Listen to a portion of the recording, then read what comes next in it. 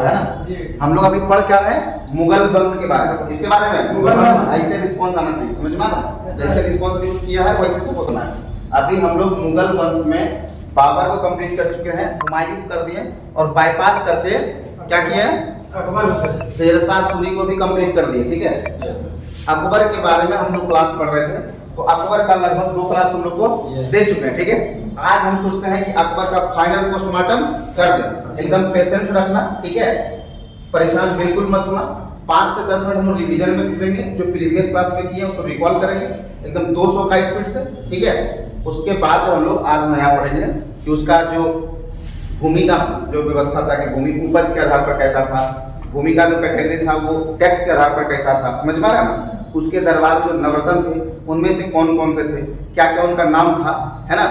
सैन्य अभियान क्या था अकबर का, A to Z चीज को हम लोग आज कंप्लीट कर लेंगे। ठीक है, एकदम A से लेके Z तक, किसके बारे में, अकबर के बारे में। ठीक है, A से लेके Z तक पढ़ेंगे। आज का टॉपिक मेन है अकबर। ठीक है, अकबर का अगर हम ड्यूरेशन बोले तो कब गद्दी पर बैठा था, 1556 में। ठीक है, गद्दी से मतलब इसका मृत्यु कब हो गया, 1605 ईस्वी में। ठीक है, तो इसी के बीच में जितना घटना घटता है उसके बारे में आज हम लोग गहन अध्ययन करेंगे। ठीक है, सबसे पहले अगर हम अकबर के बारे में ब्रीफ जानकारी लेते हैं तो अकबर का नाम, जो माता का नाम था क्या नाम था, हमीदा बानो बेगम। गुड। और पिता का नाम हुमायूं। अकबर का जन्म अमरकोट के शासक जो थे वीर शाह, उन्हीं के दरबार में 15 अक्टूबर 1542 को हुआ है। ठीक है, कुछ डेट है जो हम रिकॉल कर रहे हैं। ठीक है, कंप्लीट रिकॉलेशन हम लोग आज डेट के बारे में कर लेंगे, तो दिक्कत 5 से 10 मिनट लगेगा। जितना भी सैनिक अभियान वगैरह था टोटल चीज हम रिकॉल कर लेंगे। अब मन करेगा तो हम साइड में तक लिख भी देंगे, ठीक है, ताकि तुम लोग को परेशानी नहीं हो। वन शॉट में टोटल अकबर खत्म। ठीक है, अकबर का जन्म 15 अक्टूबर 1642, यहाँ से लिखना शुरू करते हैं। जन्म 15 अक्टूबर 1542। जगह कहाँ था, अमरकोट। समझ में आया, किसके दरबार में था, वीर शाह के दरबार में। कोई दिक्कत नहीं है। अकबर बेटा किसका था, तो हुमायूं का बेटा। कोई दिक्कत है। चलो, वो अकबर का जीवन का अगर पहला युद्ध बोला जाए, ठीक है, कि अकबर अपना जीवन काल में पहला युद्ध कौन सा युद्ध में भाग लिया था, तो मच्छीवाड़ा का युद्ध हुआ था 1555 में। बेसिकली वो युद्ध अकबर के साथ नहीं था, वो युद्ध था किसके साथ, तो हाँ, हुमायूं के साथ। लेकिन अकबर भी क्या था उसमें साथ गया हुआ, शामिल था। समझ में आ रहा। वो युद्ध हुआ था मच्छीवाड़ा का युद्ध 1555 ईस्वी में। कोई दिक्कत। 1555 ईस्वी में जब पुनः दिल्ली की गद्दी पर बैठता है कौन, मुगल बादशाह हुमायूं। ठीक है, उस समय अकबर को क्या किया गया था, पंजाब में सूबेदारी का पद दिया गया था। क्या दिया गया था, पंजाब में सूबेदारी। हम थोड़ा सा इंडिया का मैप भी यहाँ पे बनाते हैं, ठीक है, और तुम लोग को लोकेट करते जाएंगे ताकि तुमको समझने में थोड़ा सा भी परेशानी ना हो। ठीक है, देखो ये दिल्ली वाला लोकेशन है, ठीक है, ये पंजाब वाला लोकेशन है, ये वाला हमारा काबुल वाला लोकेशन हुआ। ठीक है, तो काबुल में कामरान था। कौन था, कामरान। ठीक है, और यहाँ पे अकबर, ठीक है, और यहाँ पे था हुमायूं। क्या था, हुमायूं। ध्यान रखो, ये नहीं था। पंजाब उसको इसलिए दिया गया, इधर से चाचा का प्रोटेक्शन मिल जाएगा और इधर से बाबूजी का प्रोटेक्शन मिल जाएगा। बीच में दिया कि यहाँ का गद्दी को तुम संभालो, और पंजाब का क्षेत्र बेसिकली उपजाऊ क्षेत्र था, तो इस सब चीज को लेके टैक्स वैक्स कलेक्शन करने में उसको ज्यादा कष्ट नहीं होगा। तो तुमसे कभी कभी सवाल ये पूछेगा कि अकबर दिल्ली की गद्दी पर बैठने से पूर्व, क्या बोलेगा, अकबर दिल्ली की गद्दी से बैठने से पूर्व कहाँ का सूबेदार था, तो पंजाब का सूबेदार। कहाँ का था, पंजाब का। ठीक है, जब हुमायूं का मृत्यु, ठीक है, दीन ए पनाह नामक लाइब्रेरी से गिरने के बाद हो जाता है, ठीक है, गिरने के बाद होता है, तो गद्दी पर कौन बैठेगा, अकबर। लेकिन उससे पहले तुमको बताए थे इस सब एरिया का जितना भी छोटा छोटा शासक था ना, हुमायूं का जब मृत्यु हो जाता है तो दिल्ली तो उस समय खाली होता है, क्योंकि अकबर कहाँ रहता है, पंजाब में। लोग चाहता है ना कि हम क्या करें, दिल्ली पे कब्जा कर लें। ठीक है, उसी दरमियान में इधर के जितने भी छोटे छोटे राजा थे, शासक थे, सब एकजुट होते हैं, और उस एकजुटता का जो नेतृत्व कर रहा होता है वो करता है हेमू। क्या करता है, हेमू। ठीक है, तो हेमू क्या करता है, हुमायूं के मरने के बाद, देखो ये हुमायूं है, इधर बता रहे राजस्थान का एक शासक था, हेमू नाम था। क्या नाम था, हेमू। वो क्या करता है, दिल्ली की गद्दी पर जाके कब्जा कर लेता है। एक्चुअली में हुमायूं के बाद दिल्ली की गद्दी पर बैठता कौन, अकबर। लेकिन अकबर आने से पहले ही दिल्ली की गद्दी पर कब्जा कौन कर लेता है? हेमू। ठीक है, कब करता है? 1556 ईस्वी में। अब जब ये बात अकबर को पता चला, हालांकि जब हुमायूं मर रहा था ना तो उसका एक सेनापति था, नाम था बैरम खां। क्या नाम था? बैरम खां। तो बैरम खां से ये प्रॉमिस लिया कि भाई हम तो अकबर को इस गद्दी पे बैठे हुए देखना चाहते थे, लेकिन मेरा वो ख्वाब पूरा नहीं हुआ। बस तुमसे यही प्रार्थना है या फिर तुमसे यही गुजारिश करते हैं कि अकबर का आजीवन संरक्षक बन के तुम ही रहे, सेनापति के रूप में अकबर के साथ हमेशा रहे। ठीक है, तो बैरम खां भी बहुत ईमानदार था। ठीक है, मुगल वंश के प्रति बहुत वफादार था। ठीक है, और जैसा हुमायूं से प्रॉमिस लिया उसी प्रॉमिस के लेके जब गिरा था ऐसा नहीं अचानक मर गया। अब मर गया ना तो वो बात को बैरम खां फैलने नहीं देना चाह रहा था। उसको पता था कि हुमायूं जब गद्दी यहाँ पे खाली कर दिया, जब मिलिट्री के बारे में पता चलेगा तो उसके जितने भी आसपास लोग दुश्मन पले बढ़े वो छोड़ेगा नहीं। अब वास्तविकता हुआ हुमायूं जब मर गया ना तो बैरम खां चला गया था कहाँ पे? अकबर के पास, क्योंकि उसको दिल्ली की गद्दी पे लाके बैठाना था। समझ में आ रहा है? ये चाहता था कि हुमायूं का जो मृत्यु हुआ है बात मैटर फैले नहीं। ठीक है, लेकिन भाई राजा का मृत्यु हुआ है, कितना दिन तक तुम छुपाओगे? धीरे धीरे बात इधर फैल ही गया, और जब फैला तो इस इधर छोटा छोटा जितना भी दुश्मन था हुमायूं का सब क्या किया? एकत्रित हुआ, एकजुट हुआ। अब बोला कि अब दिल्ली पर हम लोग क्या करेंगे? कूच करेंगे। तो उस सेना का नेतृत्व करता हेमू। ठीक है, अब 1556 ईस्वी में दिल्ली की गद्दी पर कौन बैठ गया? हेमू। अब बैरम खां कहाँ चला गया? पंजाब। किसको लाने के लिए? अकबर को लाने के लिए। जैसे ही अकबर को वो रिसीव करता है कि चलिए आपको दिल्ली जाना है, ठीक है, पता चला कि वो पंजाब से चला अकबर को लेके। जैसे कालानौर एक जगह है, कहाँ? कालानौर। जैसे कालानौर पहुंचने वाला रहता है या पास कर रहा होता है, उस समय उसको मैसेज मिलता है कि दिल्ली का जो गद्दी था उस पर कब्जा कर लिया हेमू। कौन कर लिया है? हेमू कर लिया। तो अब भाई अकबर को जब तक दिल्ली का बादशाह घोषित नहीं करेगा तब तक उसको लेके युद्ध कैसे कर सकते हैं? क्योंकि वहां का जो सैनिक था वो बादशाह तो हुमायूं को मान रहा था, है ना। अकबर को पहले ताजपोशी होगा था ना जी।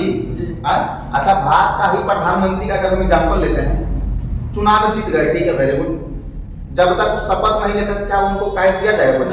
हाँ, शपथ ग्रहण समारोह होने के बाद ही या शपथ लेने के बाद ही वो कोई कॉन्स्टिट्यूशनल वर्क कर सकते हैं, मतलब संवैधानिक काम कर सकते हैं। समझ में आ रहा है? तो वही चीज है कि अकबर को हाव में ना, जैसे समझो तुरंत पहले पंजाब का क्या था? वो सूबेदार। हाँ, पंजाब का सूबेदार। ठीक है, ध्यान देना ये चीज। अब पंजाब से जैसे दिल्ली की ओर निकला तो कालानौर एक जगह है, क्या है? कालानौर। ठीक है, इसी कालानौर जगह में उसको क्या कर दिया गया? हाँ, ताजपोशी कर दिया गया, शपथ दिला दिया गया। ताजपोशी बोलो, ताजपोशी। ठीक है, कोई दिक्कत? हाँ, ताजपोशी किसके द्वारा किया गया? ठीक है, हाँ, क्या किसके द्वारा? बैरम खां तो उसका संरक्षक था। अरे तुमको कोई शपथ उपत दिलाएगा तो कोई, जैसे तुम हिंदू धर्म से हो तो तुमको ब्राह्मण नहीं दिलाएगा कोई। हाँ, साधु संत फकीर जो होता है, पुजारी जो होता है, वही ना शपथ उपत दिलाता है। अगर तुम संवैधानिक शपथ ले रहे हो तो तुम्हारा राज्यपाल दिलाएंगे या फिर तुम्हारे राष्ट्रपति दिलाएंगे। अगर हम सीएम का बात करें, पीएम का बात करें तो सेंट्रल लेवल में कौन दिलाएंगे? राष्ट्रपति। और स्टेट लेवल का बात करेंगे तो राज्यपाल दिलाएंगे ना। तो जब इसको ताजपोशी होगा तो बैरम खां सेनापति दिलाएगा। वहां का उस समय जो उलेमा था, जो मौलवी था, वो दिलाया है शपथ। भाई अगर इस्लाम धर्म से आता है तो मौलवी दिलाया है, अगर हिंदू धर्म से आता तो कोई ब्राह्मण पंडित दिला रहा होगा। ठीक है, तो इसका नाम जो इसको ताजपोशी कराया उसका नाम क्या था? हाँ, एकदम तुम लोग खतरनाक मिर्जा कासिम नहीं पढ़ा कर? मिर्जा कासिम। हाँ, एकदम तुम लोग खतरनाक इंसान है, दिमाग में याद रखो। तुम लोग को पढ़ाया हुआ चीज मिर्जा कासिम। ठीक है, मिर्जा कासिम जो था वही इसका क्या किया? पंजाब के कारणों में इसका ताजपोशी कर दिया, मतलब दिल्ली का जो बादशाह है घोषित कर दिया किसको? अकबर। ये सब घटना कब घट रहा है? तो 1556 में ही घट रहा है। ठीक है, अब बैरम का सोचा ना कि भाई यहाँ से जब हम पहुंचेंगे दिल्ली, यहाँ ऑलरेडी हेमू बैठा हुआ है, तब तो उससे भी लड़ना मुश्किल है। एक आध दिल्ली न जाके यहाँ पे आगरा, चलो आगरा चला जाए, आगरा। अब यहाँ से ये सैनिक लेके आता है आगरा, ये बात बताता है किसको? हेमू को। अब हेमू क्या करता है? यहाँ पहुंच जाता है। अब उससे आने से पहले अभी आगरा का भी कब्जा करता है। ले, अब खूब बढ़िया डीजे भांगड़ा बजा के डांस कर रहे हैं हेमू कि दिल्ली भी मेरा हो गया और आगरा भी मेरा हो गया। अब बैरम खां के पास कोई उपाय नहीं था, वो कहाँ जाए? दिल्ली भी उसके हाथ से चला गया। भाई बैरम खां इसलिए बोल रहे हैं कि अकबर अभी वो चीज को, हाँ, बच्चा है, सवाल नहीं, मत 14 साल का बच्चा है। ठीक है, दिल्ली भी गया, आगरा भी गया, ठीक है। अब बैरम खां के पास कोई उपाय नहीं बचा था युद्ध के अलावा, लेकिन वो अकबर के बारे में जान रहा था कि अब इसके अंदर मैच्योरिटी नहीं है, सारा कार्यभार हमें को संभालना पड़ेगा। फिर भी उसके पास अब कोई ऑप्शन नहीं बचा तो एक के शब्द कहता है कि मरता क्या नहीं करता, है ना। जिसके पास अब खोने के लिए कुछ भी नहीं बचा हुआ है वो क्या करेगा, युद्ध करने से डरेगा। हाँ, वो क्या किया, यहीं से लौटते कर हरियाणा में जगह जो हरियाणा वहीं पानीपत में एकदम बढ़िया अपना सैनिक बिछा दिया और चैलेंज कर दिया किसको, हेमू को। हेमू वास्तविक में उसमें ताकतवर था, क्योंकि हुमायूं मरा हुआ था, अकबर अभी नया नया गद्दी पर बैठा, उसको बहुत जानकारी नहीं था, लेकिन हेमू के पास वो लोकल सर सैनिक का सपोर्ट था, तो हेमू के पास ताकत था, लेकिन वो षड्यंत्र का शिकार हो गया। कहा जाता है कि जो युद्ध होता है ना केवल बल से नहीं जीता जाता, बल बुद्धि छल प्रपंच सबका यूज किया जाता है कि नहीं। हाँ, अगर तुम कृष्ण जी के बारे में देखोगे ना, जब महाभारत का युद्ध हो रहा था तो कृष्ण जी को रणछोड़ बोला जाता है। रणछोड़ समझते हो क्या होता है? हाँ, रण का मतलब युद्ध का मैदान, क्या होता है रण का मतलब, क्या होता है युद्ध का मैदान। ऐसे ऐसे कहानी नहीं सुना रहे, बार बार सुना रहे, एक्टिव रहा करो ये चीज। रणछोड़ का मतलब क्या, रण का मतलब होता है युद्ध का मतलब, छोड़ का मतलब होता है छोड़ना, मतलब युद्ध का मैदान को छोड़ के भागने वाले व्यक्ति को रणछोड़ बोला जाता है, समझ में आ रहा है। तो कृष्ण जी को कहीं कहीं रणछोड़ बोला जाता है, क्यों, क्योंकि कृष्ण जी उस षड्यंत्र का हिस्सा थे कि एक व्यक्ति को ऐसा चीज मिला हुआ था कि उसको कोई मारिए नहीं सकता है। पहले का भगवान तो एक से एक क्या देते थे, आशीर्वाद, है ना, एक से एक शराब भी देते थे। तो वो हिस्सा क्या था कि एक गुफा में साधु सोए हुए थे, अब उनको क्या शराब मिला हुआ था कि जिस व्यक्ति को गुस्सा से देखेंगे ना जल के भस्म हो जाएगा, उनका शक्ति यही था। अब जो व्यक्ति को कृष्ण भगवान भगा के ले गए गुफा में, वो व्यक्ति को ऐसा शराब मिला हुआ था कि उसको कोई नहीं मार सकता है, समझ में आ रहा है, कोई दिक्कत है, कोई तीर धनुष से मारिए नहीं सकता है। वो क्या किए, षड्यंत्र का हिस्सा बनाया उसको, अब बढ़िया से उसको अपने पीछे लिए, अब भागे और दौड़ा दिया कृष्ण भगवान को। कृष्ण भगवान क्या किए, जो गुफा में साधु सो रहे थे ना उस पर पीला चादर उड़ा के और उसके पीछे जाकर छुप गए। अब जो कृष्ण भगवान का पीछा करते करते आया था लड़के, महाभारत में से का जो योद्धा था, वो क्या किया, देखा मस्त को यहाँ पे लेटा हुआ है आदमी, वो सोचा ना कि यही कृष्ण जी, समझ में आ रहा, गुस्सा से आग बोला। अब जो चादर उड़ाए थे कौन, कृष्ण जी, उसको ऐसे खींचा और साधु का नींद टूटा, नींद इन द सेंस जो साधना कर रहा था उसका भंग हो गया साधना, गुस्सा से देख लिया, जैसे गुस्सा देखा जलते भस्म, कृष्ण जी का काम हो गया। तो कभी कभी मतलब कुछ दो अगर बैक स्टेप ले रहा है, ऐसे ही एग्जांपल शेर के लिए आता है कि शेर अगर 2 कदम अपना पीछे खींच रहा है तो समझो कि वो लंबा छलांग लगा रहा है ना। तो कभी कभी ये षड्यंत्र का हिस्सा होता है, षड्यंत्र भी करना पड़ता है अगर तुमको जीतना है। कहा जाता है ना कि वो झूठ नहीं होता है जिससे किसी का जान और किसी का इज्जत बच जाए, ठीक है, वैसा झूठ बोलने में कोई आपत्ति नहीं है, वैसा झूठ तुम बोल सकते हो, मेरी बात। तो रणछोड़ किसको बोला गया है, कृष्ण जी को। कहाँ पे, महाभारत में। अब तुम एक मूवी देखा होगा 3 इडियट, रणछोड़ दास छान, ये सब पूरा कहानी है। तुम दुनिया में पढ़ाई लिखा कुछ बोल दो, मजाल इसका बोल देगा, ऐसे करके बैठेगा मुंह, लेकिन हाँ मूवी का चर्चा करो तो पूरा ध्यान रखो। तो ये क्या थे, षड्यंत्र का शिकार हो गया कौन, हेमू। जब पानीपत में 1556 में, कब 1556 में पानीपत का द्वितीय विश्व युद्ध हुआ है। क्या होता है, पानीपत का द्वितीय युद्ध हो रहा है, समझ में आ रहा है। किसके किसके बीच में होगा ये, अकबर और हेमू के बीच में। चूंकि बैरम खां सेनापति है लेकिन बादशाह कौन हो गया, अकबर। एक्चुअली में युद्ध लड़ा बैरम खां, युद्ध लड़ा कौन, बैरम खां, लेकिन बैरम खां क्या बादशाह हो जाएगा, नहीं। अगर तुम सोना का चप्पल बनवा लोगे तो क्या तुम कपार में पहन के घूमोगे, नहीं ना। चप्पल का औकात वहीं तक है, चाहे वो सोना का हो या चमड़ा का, समझ में आ रहा, उसका औकात कहाँ है, नीचे। हाँ, यही रखना है, ये सब चीज देखना। तो बैरम खां को हम इसलिए पानीपत में लेके नहीं आते हैं कि पानीपत में बैरम खां और हेमू के बीच में, क्योंकि बैरम खां सेनापति के रोल में था, बादशाह के रोल में नहीं था। तो पानीपत का द्वितीय अगर युद्ध पूछा जाएगा तो अकबर और हेमू के बीच में होता है। क्या होता है, अकबर और हेमू, ठीक है। ये अकबर का पहला युद्ध होता है गद्दी पर बैठने के बाद। बाबू हेलो, ध्यान दो इधर, गद्दी पर बैठने के बाद अकबर का ये पहला युद्ध होता है, समझ में। अगर तुमको पहला युद्ध भाग पूछेगा कि अकबर का पहला जीवन का पहला युद्ध कौन सा था, तो वो मच्छीमार 1555 ईस्वी। आइए 1556 में उस दिल्ली का बादशाह बनने के बाद पहला युद्ध, समझ में आया? अब 55 में 56 में ये क्या करता है, पानीपत का युद्ध जीत जाता है कौन? अकबर। क्योंकि बैरम खां इधर बढ़िया से षड्यंत्र किया और षड्यंत्र के तहत ही क्या किया, हेमू का हत्या कर दिया। समझ में आ रहा है? हेमू का हत्या कैसे कर दिया?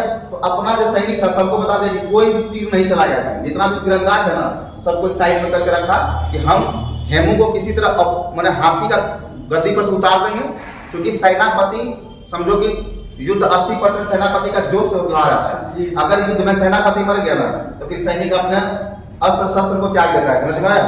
तो दिक्कत है। तो हेमू था उस युद्ध का सेनापति, क्योंकि नेतृत्व वही कर रहा था। बैरम खां का टारगेट था कि हेमू को कैसे उतार देना। वो अपना 4 घंटा युद्ध बीत गया, ये वो तीर नहीं छोड़ा। अब हेमू को लगा ना कि इसके पास तीरंदाज नहीं है लगता है, ठीक है। अब जानबूझ के बैरम का षड्यंत्र किया, जैसे कृष्ण जी भागे थे अब पीछे पीछे भागा था वो, सेम कंडीशन ये भी किया। बैरम खान उसको ललचा पलचा के किसी तरह कि हम बहुत कमजोर दिख रहे हैं, दौड़ा दो हमको। अब हेमू दौड़ा दिया बैरम खान। कहा कि बैरम खान का स्टोरी हेमू को भी पता था, एक योद्धा युद्ध से लड़ना चाहता है ना। बैरम खान भी योद्धा था अपने आप में, लेकिन बैरम खान यहाँ षड्यंत्र किया हुआ था कि किसी भी तरह हेमू को इधर बाहर लेके आना है। जैसे वो हेमू को बाहर लेके आया, जिधर तीरंदाज था उधरे भाग रहा था। समझ में आ रहा है ना? हाँ, मूवी में देखता होगा,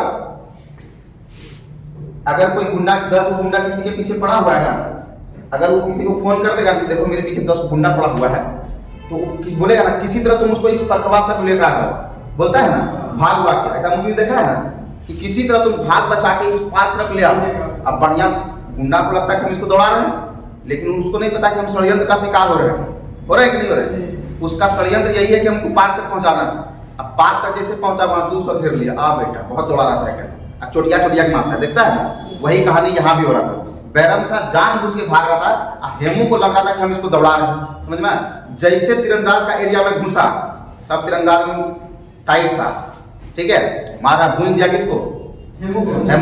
और जैसे हेमू मरा तो उसका सैनिक सब छितर बितर हो गया, है ना। तो युद्ध कौन जीत गया? अकबर। 1556 का पानीपत का युद्ध अकबर और हेमू के बीच में होता है। इसमें विजय कौन हो जाता है? अकबर विजय हो जाता है, ठीक है। अब देखो 1556 से लेके 1560 ईस्वी तक, ये ध्यान रखना, ठीक है। Yes sir. अकबर जो है बैरम खान के संरक्षण में रहकर शासन किया था। किसके संरक्षण में? इतना लिखना, बैरम खान का बैरम का संरक्षण, ठीक है, संरक्षण में बोल देते हैं। बैरम खान का संरक्षण में रहकर शासन किया। कब? 1556 से 1560, ठीक है। लेकिन वहां पे वो औरत बीच में आ गई थी, महामनघा। क्या नाम था? महामनघा। महामनघा एक्चुअली में अकबर की दाई माँ थी। क्या थी? दाई माँ। महामनघा लिखा हुआ, ठीक है। महामनघा अकबर की कौन थी? दाई माँ, ठीक है। दाई माँ बोलो, धाई माँ बोलो, जो तुमको लगता है, ठीक है। मतलब अकबर का जन्म तो हुआ था हमीदाबाद बेगम के कोख से, ठीक है, लेकिन उनका जो पालन पोषण था वो कौन की थी? महामनघा की थी। समझ में आ रहा? महामनघा को अकबर बहुत रिस्पेक्ट करता था, ठीक है, लेकिन महामनघा चाहती थी कि रिस्पेक्ट से कुछ नहीं होने वाला है जब तक मेरा बेटा सेनापति नहीं बनता है, ठीक है।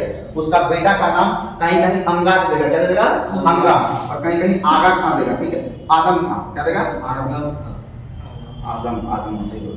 ठीक है, आगम। तो दिक्कत है, कहीं अंगा खा देगा, कहीं पे आगम खा देगा। महामनघा का ये बेटा का नाम है। वो चाहती थी कि बैरम खान को गद्दी पर से अपदस्थ कर दें, क्योंकि बैरम खान के संरक्षण में कौन जी रहा था? अकबर। इसका मतलब है कि अकबर बैरम खान को बहुत रिस्पेक्ट करता होगा जब उसका संरक्षण में पल पस रहा है, तो है ना। यही बात खटकता था किसको? ये बात खटकता था महामनघा। वो सोचती थी कि बैरम खान का जगह किसको मिल जाए? अकबर को मिल जाए, है ना। और वो षड्यंत्र करने का शुरुआत कर दी किसके खिलाफ? बैरम खान के खिलाफ।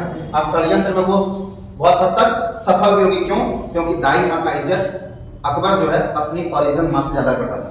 समझ में आ रहा है? और दाई माँ उस वही विश्वास का गलत फायदा उठा के उसका विश्वासघात कर रही थी, और अकबर और बैरम खान के बीच में दरार पैदा करने में वो 1560 ईस्वी में क्या हुई? सफल हो गई, ठीक है। जब 1560 में वो सफल हो जाती है दोनों के बीच में दरार पैदा करने में, तो वहीं पे 1560 ईस्वी में एक युद्ध हो जाता है, नाम होता है दिलवाड़ा का युद्ध। क्या होता है? दिलवाड़ा का युद्ध। 1560 ईस्वी, डेट याद रखना, 1560 दिलवाड़ा, ठीक है, दिलवाड़ा का युद्ध, ठीक है। किसके किसके बीच में होता है? अकबर और बैरम खान के बीच, ठीक है। ये कौन सा युद्ध है? दिलवाड़ा का युद्ध। इससे पहले भी वो युद्ध हुआ था, ठीक है, लेकिन अभी वो छोटा युद्ध है, छोटा सैनिक अभियान, वो सब चीज बाद में बताएंगे, ठीक है। हम थोड़ा सा मेन चीज तुमको डायग्राम पे लेके आते हैं, जो है आज कंप्लीट डेट लिख देंगे, ठीक है। ध्यान रखना 1560 दिलवाड़ा का युद्ध अकबर और बैरम खां के बीच में होता है। इसका कारण कौन होती है? महामंगा। क्यों? क्योंकि चाहती है कि मेरा बेटा जो है सेनापति बन जाए, समझ में आ रहा है। लेकिन सेनापति मजबूरी में नहीं, योग्यता के आधार पर बनाया जाता है जी। Yes sir. तो योग्यता किसके पास था? बैरम खान के पास। इसके पास योग्यता था नहीं, ठीक है। अब जब युद्ध दिलवाड़ा का होता है तो युद्ध हारता कौन है? बैरम खान। अकबर जीत जाता है यहाँ पे, ठीक है।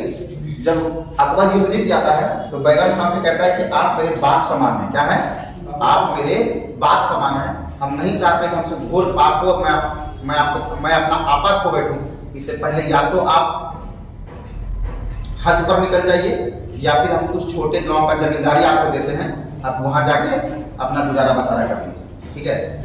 मैं आपका हत्या करके पाप अपने सर पे नहीं लेना चाहता। बैरम खां बोला कि जो एक समय पूरा हिंदुस्तान जीत के मुगल बादशाह के सरनों में डाल दिया था, आज उसको बोलिएगा कि अब 5 गांव का जमींदारी करने के लिए, तो ये क्या पॉसिबल है उसके लिए? हाँ, एकदम सिंपल सा छोटा सा एग्जांपल देते हैं। तुम यूपीएससी का एग्जाम निकाल लो, अभी तो तुमको ग्रुप डी खलासी चपरासी का कोई भी नौकरी देगा, तुमको 1 नंबर लगेगा, हम सेटल हो गए, मेरा बिहार हो जाएगा, यही ना सोचता है तुम? कहता बस यही सोच रहे हैं, यही सोचता है। अभी तुम्हारे लाइफ में अगर ग्रुप डी हो, चपरासी हो, खलासी, जिस सिचुएशन में तुम लोग अभी हो, अगर नौकरी मिलता है तो तुरंत एक्सेप्ट करोगे, दौड़ के करोगे, है ना। लेकिन अगर तुम यूपीएससी निकाल दो, उसके बाद तुमको सरकार ऑप्शन दे, तुम यूपीएससी निकाला, टॉपर है, कोई दिक्कत नहीं है, एक काम करो तुम यूपीएससी ज्वाइन मत करो, जाओ मेरा ऑफिस का तुम प्यून बन जाओ। क्या तुम बनना कबूल करोगे? हाँ, रिजाइन मार देंगे। और यूपीएससी का अपना जो हमको आईएएस आईपीएस का पोस्ट में रिजाइन मारना कबूल है, लेकिन ऐसा नौकरी फिर हमको कबूल नहीं। सेम बात है। कौन? बैरम खान बोला जो व्यक्ति पूरा हिंदुस्तान को जीत के आपके शरणों में दे दिया, आपके चरण में दे दिया, उसको 5 गांव का जागीरदार बना के देंगे, तो क्या मेरे लिए उचित होगा? तो बोला आप एक काम कीजिए, हज पर निकल जाइए। बोला हाँ, ये कबूल है। तो 1560 ईस्वी में बैरम खान निकलता है कहाँ? हज पर। अब जब हज पे निकलेगा तो सऊदी अरब तो इधर है जी, हाँ, तो हज यात्रा तो इधर होता है, मक्का मदीना होता है ना। अब यहाँ से जब निकलेगा दिल्ली से तो गुजरात होते हुए जाएगा, पानी वाला रास्ता से, ठीक है। पर गुजरात में दिया कौन? महामंगा अपना, हाँ, सैनिक क्या विद्रोही को भेज दिया उसके पीछे। अरे ठीक है, जो मारा जाए ध्यान में सिखाता है। इसमें ना कहीं कहीं का वर्ड पढ़ लिया हो, अस्वस्थता में आपको दूसरे दे, इसके बारे में इसके आगे पूछ देंगे, ऐसे नहीं आता। हाँ, ये देखा, गप नहीं करने बोलते, चीज बता देता, ध्यान दो। अब यहाँ क्या हुआ? महामंगा द्वारा फिर क्या करवा दिया जाता है? बैरम खान का हत्या 1560 में। अब जब बैरम खान का हत्या हो जाता है, तब अकबर यहाँ पे 1560 से लेके 1562 ईस्वी तक महामंगा, ठीक है, ये संरक्षण में काम करता है, ठीक है। महामंगा संरक्षण मतलब महामंगा के संरक्षण में रहता है, क्योंकि उसको कोई सलाह देने वाला कोई दूसरा होता नहीं है। अब महामंगा पर वो ब्लाइंडली ट्रस्ट भी करता है, समझ में आया? तो 1560 से लेकर 62 तक जो संरक्षण था ना महामंगा का, उसको मुगल बादशाह का पेटीकोट का शासन बोला गया। क्या बोला गया?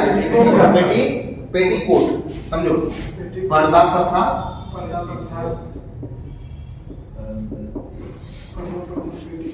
पेटीकोट या फिर हरमदल, ठीक है, या हरमदल का शासन बोला गया, ठीक है।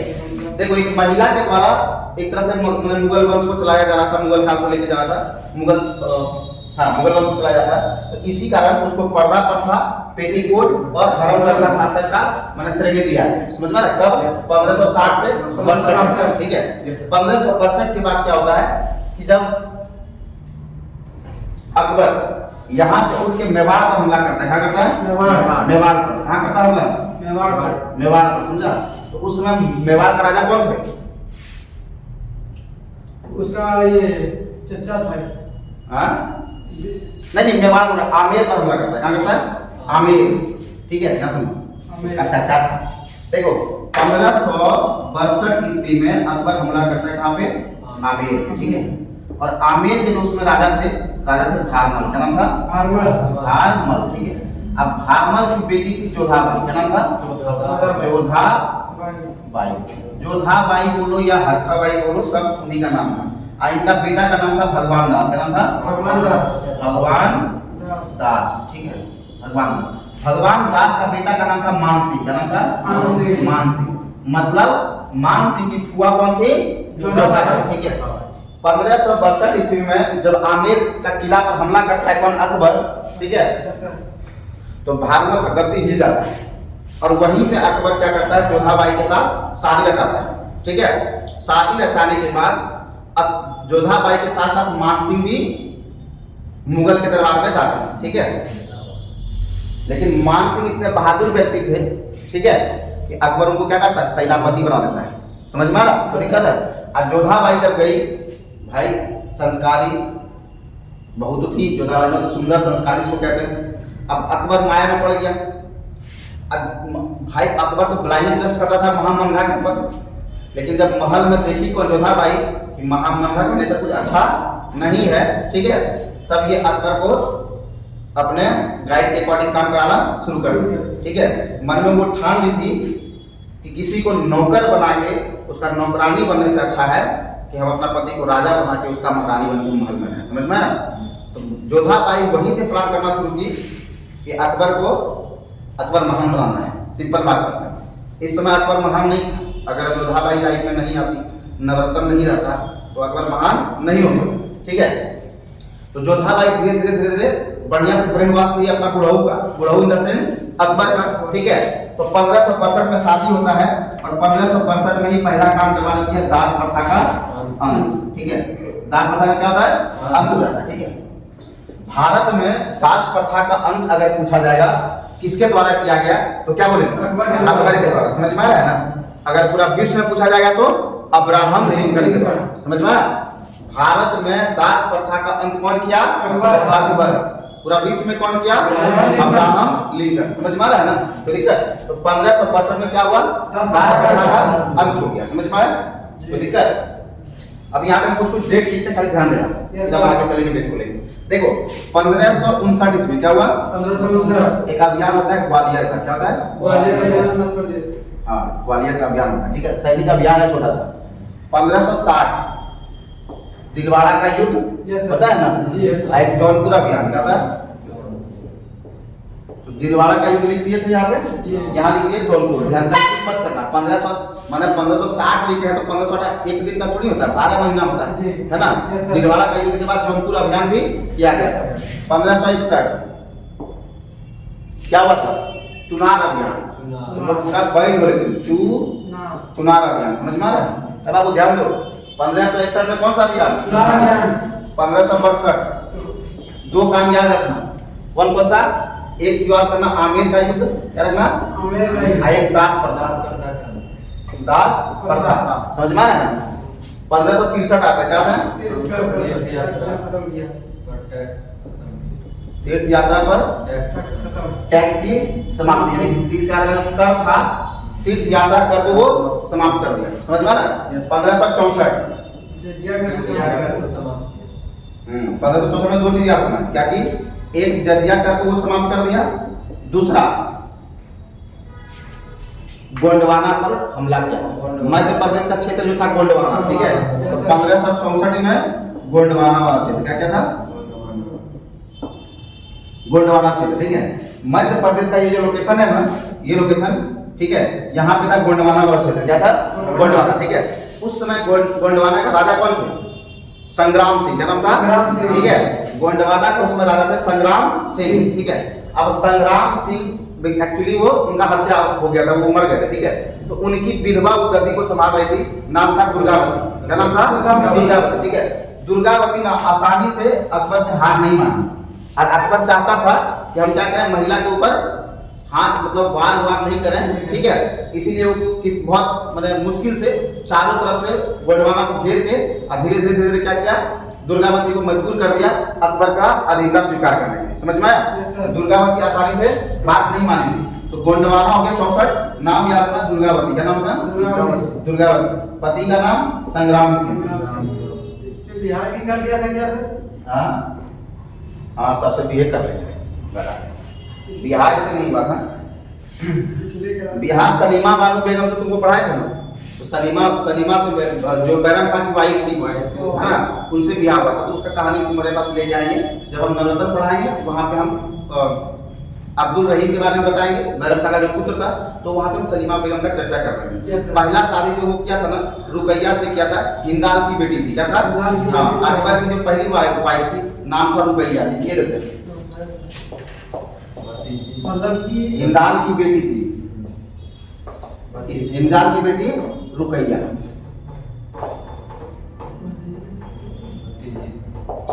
तुम बैठ हो क्या रे? तुम पागल हो क्या? हम क्या लिख रहे हैं, ध्यान वहां दो। Yes, sir. हम लिख रहे हैं हिंदाल की बेटी रुकैया, तो हुमायूं का भाई था हिंदाल, Yes, जरा sir. अकबर का भतीजी हो जाएगी। वही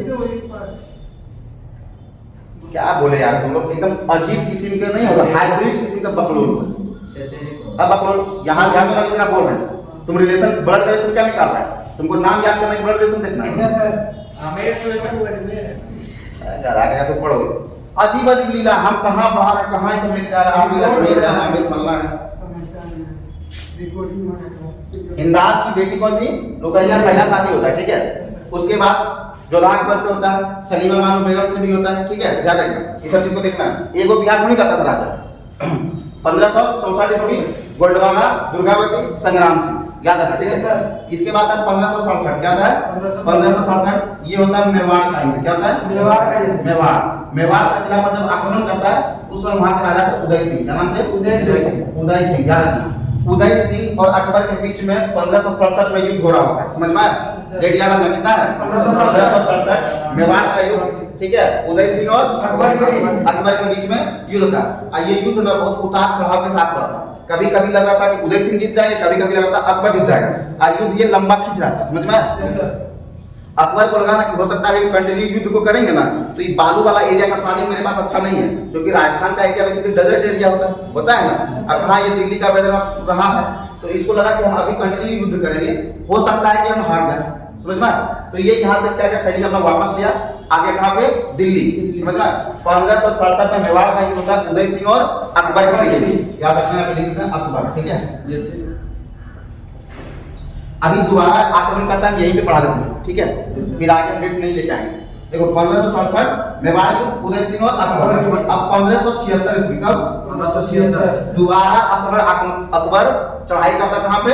मेवाड़ में, ठीक है। जब मेवाड़ में चढ़ाई करता, तो मेवाड़ का राजधानी था चित्तौड़गढ़, क्या था? चित्तौड़गढ़। तो पहला युद्ध चित्तौड़गढ़ में हुआ, कहाँ हुआ? चित्तौड़गढ़, ठीक है। मेवाड़ का राजधानी चित्तौड़गढ़, तो पहला चित्तौड़गढ़ में जो युद्ध हुआ था 1567 में उदय सिंह और अकबर के बीच। दोबारा जब मेवाड़ पर हमला होता है 1576 में, वो जगह होता है हल्दी घाटी, क्या होता है? हल्दी घाटी, ठीक है। तो यही हल्दी घाटी का युद्ध बहुत प्रसिद्ध हो जाता है, और यही हल्दी घाटी का युद्ध निर्णायक भी हुआ। उस युद्ध में अकबर का जो सेनापति था, वो नाम क्या था? मान सिंह। जब हम सेनापति का बात करते हैं, देखो यहाँ पे पहले उदय सिंह थे, लेकिन उदय सिंह का मृत्यु जाता है, तो इनके जगह पे कौन बैठे थे? महाराणा प्रताप। कौन बैठे थे? महाराणा प्रताप। हाँ, तो मेवाड़ की गद्दी पे उसमें थे महाराणा प्रताप। तो युद्ध बेसिकली ये महाराणा प्रताप और अकबर के बीच में हुआ था, क्या हुआ था?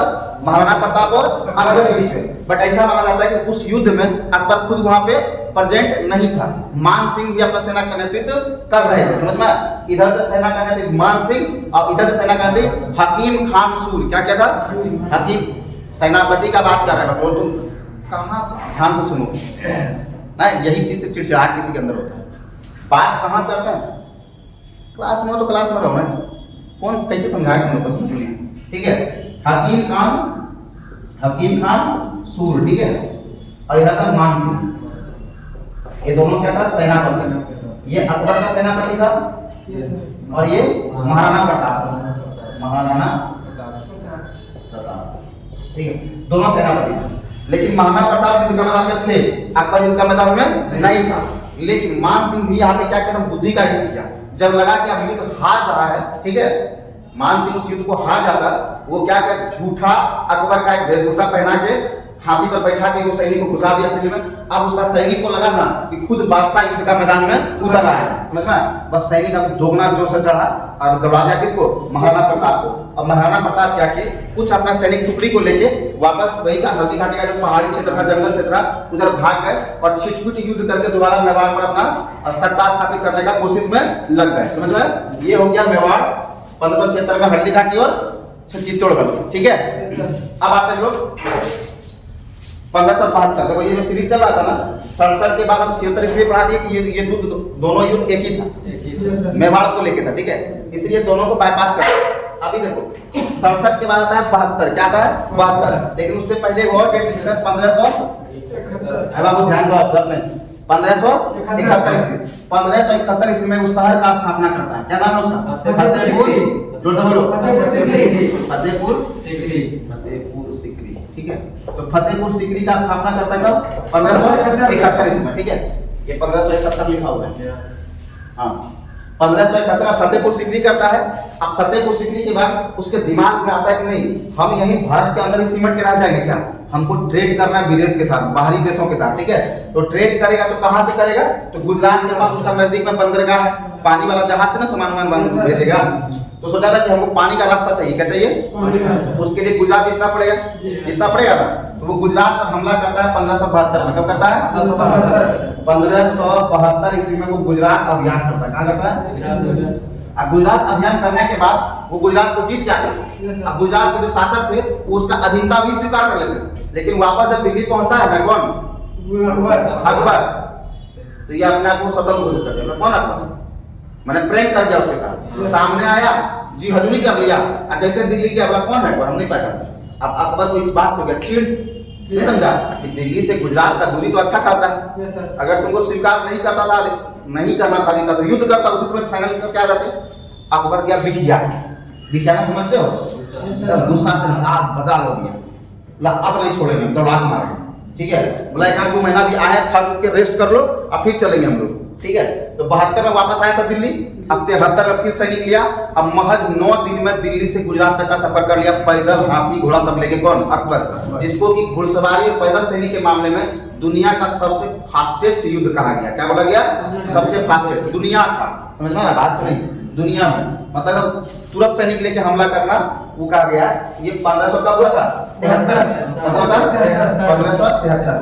अब 1573 में गुजरात विजय होता है। गुजरात विजय होता है ना, तो गुजरात विजय होने के बाद जब वो वापस लौट रहा था तो वापस पहुंचा कहाँ? फतेहपुर सीकरी। अब 1575 ईस्वी कब यहाँ पे किया है? बुलंद दरवाजा का निर्माण। क्या किया? बुलंद दरवाजा का निर्माण करवाया, समझ में आया? बुलंद दरवाजा का निर्माण कहाँ हुआ है? फतेहपुर सीकरी में। कब हुआ है? 1575। किस अभियान के बाद हुआ है? यानी गुजरात विजय अभियान के बाद क्या हो गया? बुलंद दरवाजा का निर्माण। अब 1575 ईस्वी में एक चीज का और वो स्थापना किया था, उसका नाम था इबादत खाना। क्या नाम था? इबादत खाना। इबादत खाना बेसिकली धार्मिक लोगों का एक बैठकी मीटिंग स्थल था, ठीक है।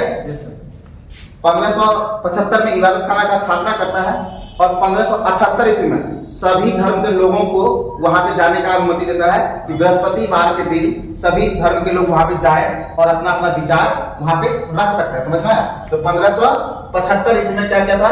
इबादत खाना। क्या था? इबादत खाना, ठीक है, इबादत खाना, ध्यान रखना।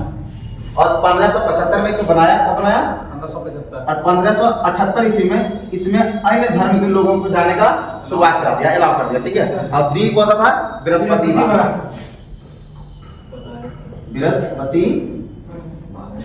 बृहस्पतिवार के दिन अन्य धर्म के लोग भी जाएंगे और वो इबादत खाना में अपना विचार विमर्श या अपना मत को वहां पे रख सकते हैं, समझ में आया?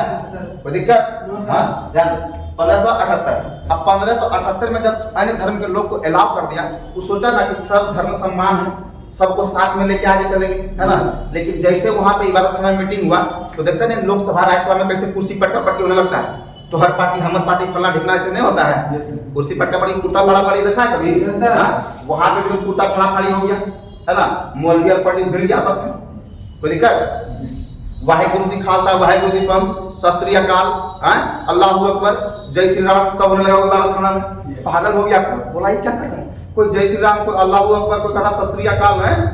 टेंशन आ गया उसको, वो क्या किया, मजहर का स्थापना कर दिया। कब?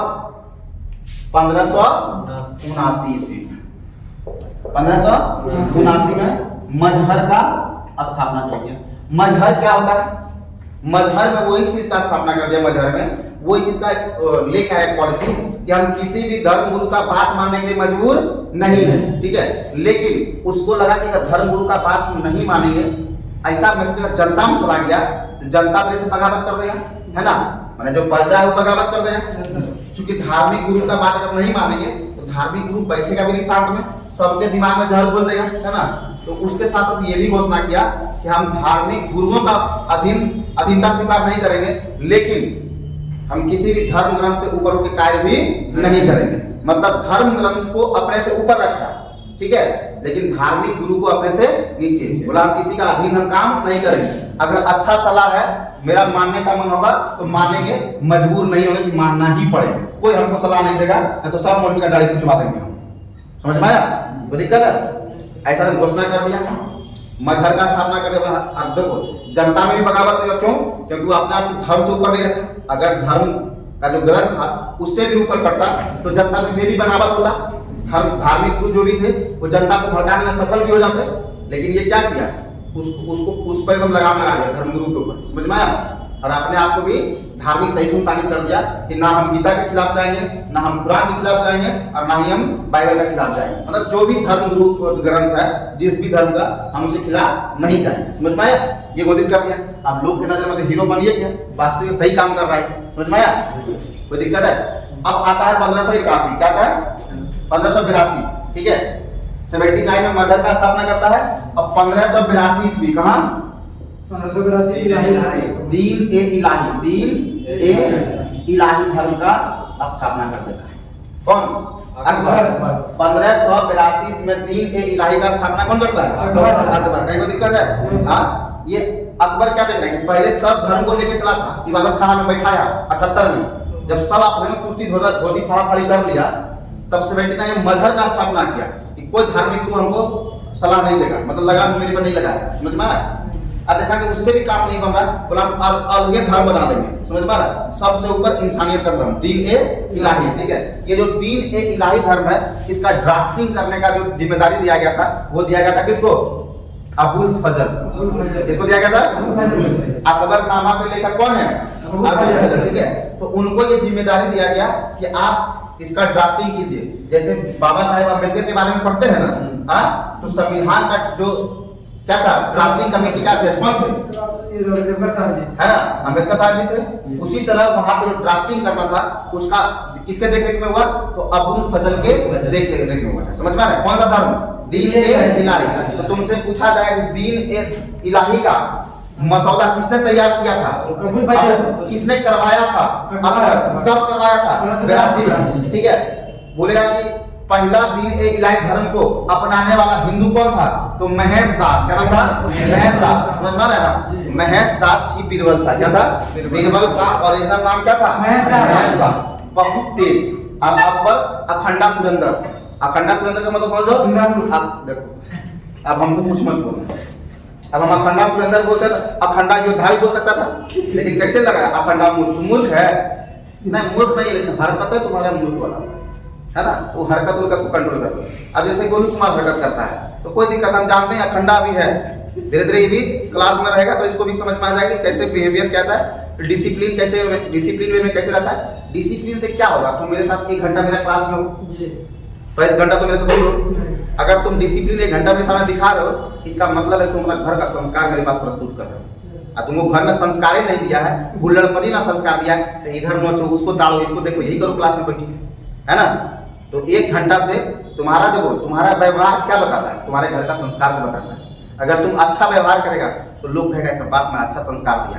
अगर तुम उल्लड़बाजी करेगा तो बोलेगा बाप में अच्छा संस्कार दिया है। अरे कोई बोलेगा?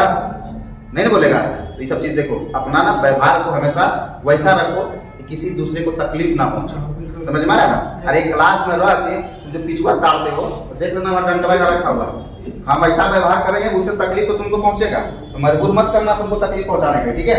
फिलहाल अभी हम लोग क्या देखे थे? अकबर और बीरबल। बीरबल बहुत ही तेज तर्रार व्यक्ति था और अकबर अखंडा मूर्ख। ठीक है, अब अखंडा सुरेंद्र को नहीं बोले, अखंडा मूर्ख, समझ में आया? मतलब उसको लाख पाने का कोशिश किया गया अब्दुल लतीफ के द्वारा। किसके द्वारा? अब्दुल लतीफ। देखो इससे क्या शिक्षा मिला कि अब्दुल लतीफ उसका क्या थे?